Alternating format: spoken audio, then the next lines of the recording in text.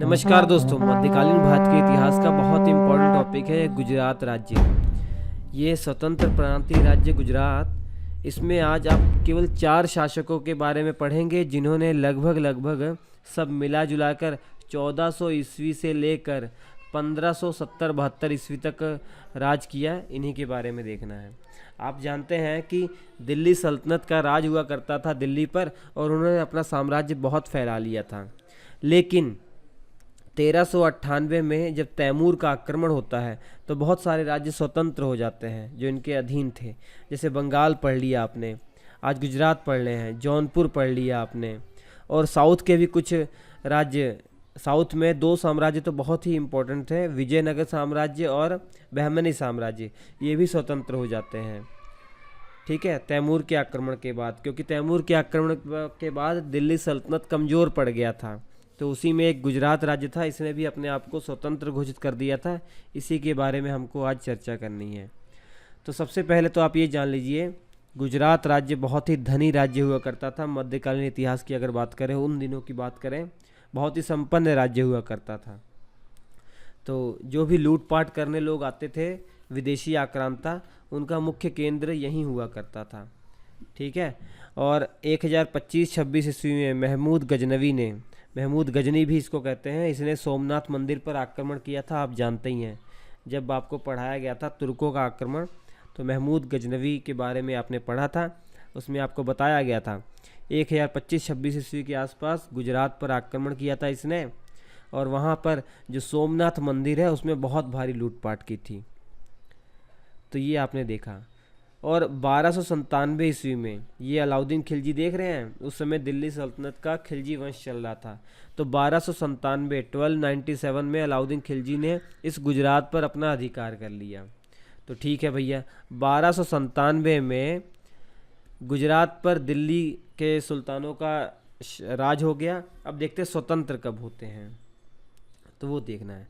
तो सबसे पहला जो स्वतंत्र शासक था गुजरात का, वो जफर खां था।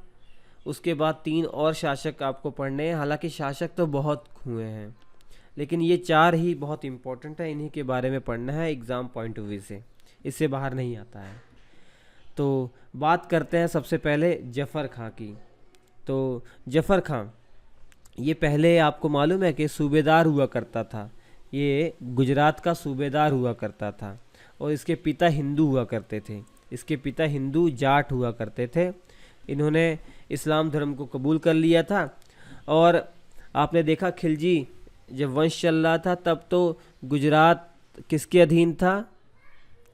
किसके अधीन था? दिल्ली सुल्तानों के अधीन था। ठीक है, अलाउद्दीन खिलजी के बारे में आपको बताया मैंने। और खिलजी वंश के बाद दिल्ली पर जो नया वंश आता है तुगलक वंश। तुगलक वंश के जो शासक थे नसरुद्दीन मोहम्मद शाह, जिनका टाइम पीरियड 1390 से 93 तक था। इन्होंने गुजरात का राज्यपाल बनाया था इस जफ़र खां को। जफ़र खां को 1391 में जफ़र खां को गुजरात का राज्यपाल बनाया था। लेकिन आप जानते हैं आगे चलकर 1398 में तैमूर का आक्रमण हो जाता है। ठीक है, नसरुद्दीन महमूद जब शासक बनता है आगे चलकर, तो 1398 में तैमूर का आक्रमण जब होता है, तो उस समय दिल्ली सल्तनत के जो सुल्तानों की शक्ति कम हो जाती है, तो इनके अधीन जो भी साम्राज्य था वो धीरे धीरे अपने आप को स्वतंत्र घोषित करना शुरू कर देते हैं। उनमें जफ़र खां ने गुजरात को स्वतंत्र घोषित कर दिया। हालांकि इसने पूरी तरीके से स्वतंत्र घोषित किया था 1407 में, लेकिन इसने कोशिश जो है ना 1401 से ही करना शुरू कर दी थी। 1401 से 1407 तक इसने अपने बेटे के साथ संघर्ष किया। तैतर खां उसका नाम था, याद नहीं करना, आपकी नॉलेज के लिए बता रहा हूँ।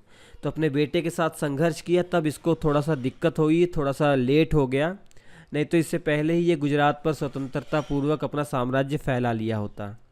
1407 में इसने अपना साम्राज्य गुजरात में फैलाया और उपाधि ग्रहण की, मुजफ्फर शाह की उपाधि ग्रहण की। ठीक है, तो 1407 से 1411 तक वो सुल्तान रहा। तो बस इतनी ही बातें जफ़र खां के बारे में आप याद रखिए। इसके बाद जफ़र खां के बाद जो शासक आता है वो अहमद शाह आता है। अहमद शाह इसी को वास्तविक संस्थापक मान लिया जाता है इस गुजरात प्रांत में जो स्वतंत्र राज्य स्थापित हुआ था। तो अहमद शाह को वास्तविक शासक या वास्तविक संस्थापक माना जाता है। और अहमद शाह ने 1413 ईस्वी में अहमदाबाद नगर की स्थापना की थी। बहुत महत्वपूर्ण फैक्ट है, अहमदाबाद नगर की स्थापना अहमद शाह के द्वारा हुई थी। इसके अलावा गुजरात में एक जगह पड़ती है सिद्धपुर, ये हिंदुओं के लिए एक धार्मिक प्लेस हुआ करता था। बहुत सारे हिंदू मंदिर यहाँ हुआ करते थे, लेकिन अहमद शाह ने वहाँ पर आक्रमण करके सभी हिंदू मंदिरों को तोड़ दिया। आज भी अवशेष दिखते हैं वहाँ पर, ये तस्वीर के माध्यम से अनुमान लगा सकते हैं आप। इसके अलावा गुजरात में पहली बार जजिया कर लगा, वो भी अहमद शाह के टाइम पीरियड पर। गुजरात में पहली बार जजिया कर लगाने वाला शासक अहमद शाह था। ये महत्वपूर्ण बात नोट कर लीजिए। जजिया कर आप सभी जानते हैं, ये गैर मुस्लिम लोगों पर लगाया जाता था। उस समय धार्मिक आधार पर ये टैक्स लिया जाता था, मुख्य तौर पर हिंदुओं से।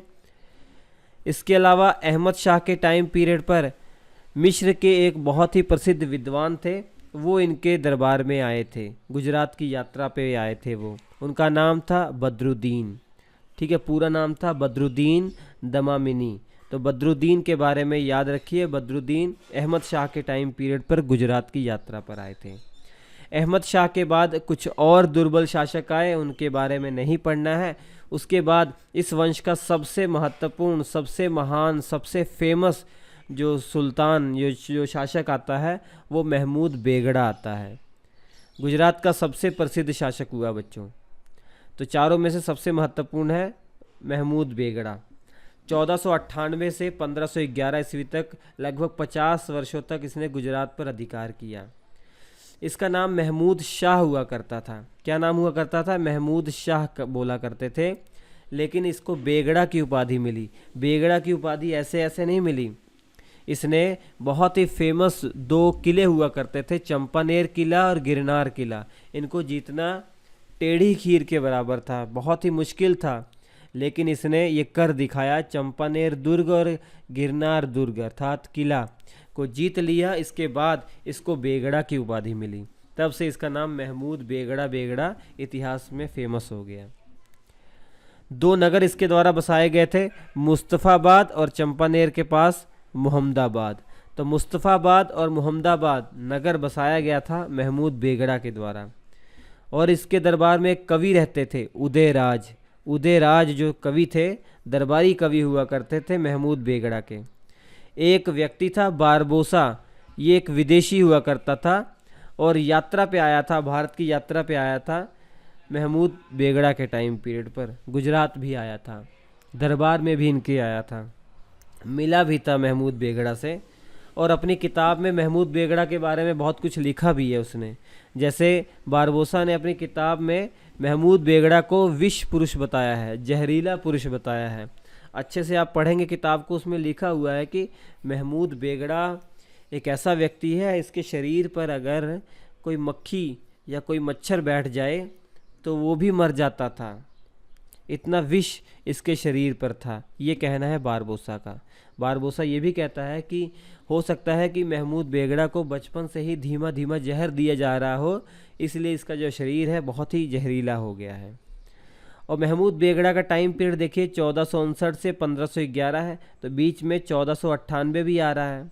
और 1498 में आप जानते हैं पुर्तगालियों का आगमन हो गया था भारत में। केरल के तट पर जो कालीकट तट है, जिसको कोझिकोड कहते हैं, वहाँ पर जो आपका पुर्तगाली था वास्को डिगामा, वो आया था, वो पहुँचा था। और पुर्तगालियों का संघर्ष भी हुआ महमूद बेगड़ा के साथ। महमूद बेगड़ा को बहुत परेशान भी किया गया पुर्तगालियों के द्वारा। इतनी बातें महमूद बेगड़ा के बारे में नोट कर लीजिए। महमूद बेगड़ा के बाद कई और शासक आए, बहुत दुर्बल शासक, कमज़ोर शासक, तो उनके बारे में क्यों पढ़ें हम, ठीक है। उसके बाद अंतिम जो महान शासक है बहादुर शाह, आखिरी महान शासक बहादुर शाह। इसका मतलब इसके बाद शासक नहीं आए, शासक आए थे, बहुत कमज़ोर थे वो। तो बहादुर शाह का टाइम पीरियड 1526 से 1537 तक था और गुजरात का अंतिम महान शासक था, क्योंकि इसके बाद जो शासक आए थे बहुत कमज़ोर थे। और मंजू कलावंत, ये नाम याद रख लीजिएगा, बहुत बड़े संगीतज्ञ हुए हैं अपने ज़माने के, और ये बहादुर शाह के ही दरबार में रहे थे, मंजू कलावंत। और 1537 ईस्वी में पुर्तगालियों के साथ युद्ध करते हुए अरब सागर में बहादुर शाह को फेंक दिया गया पुर्तगालियों के द्वारा। ये एक्सीडेंटली गिर गए, ये भी विवाद का विषय है। तो बस ये जानिए, अरब सागर में डूबने से इनकी मृत्यु हो गई थी पुर्तगालियों से संघर्ष करते करते। इसके बाद कई दुर्बल शासक आए तो महत्वपूर्ण नहीं थे। अंत में 1572 ईस्वी में, उस समय आप जान रहे हैं कि मुग़ल आ चुके थे। मुग़लों का जो शासक था अकबर था। अकबर ने इस गुजरात को अपने में मिला लिया, क्योंकि गुजरात में कोई भी महत्वपूर्ण शासक नहीं था, कमज़ोर शासक थे। उसी का फ़ायदा उठाया अकबर ने और गुजरात को अपने में मिला लिया 1572 ईस्वी में। तो ये था पूरा इतिहास, मुख्य तौर पर 1407 से 1572 तक। तो लगभग आप देखेंगे 170 साल तक इन्होंने स्वतंत्रता पूर्वक गुजरात पर राज किया। पहले गुजरात दिल्ली के सुल्तानों के अधीन हुआ करता था और बाद में ये मुग़लों के अधीन चला गया। बीच में स्वतंत्र हुआ था, उसका इतिहास मैंने आपको बता दिया।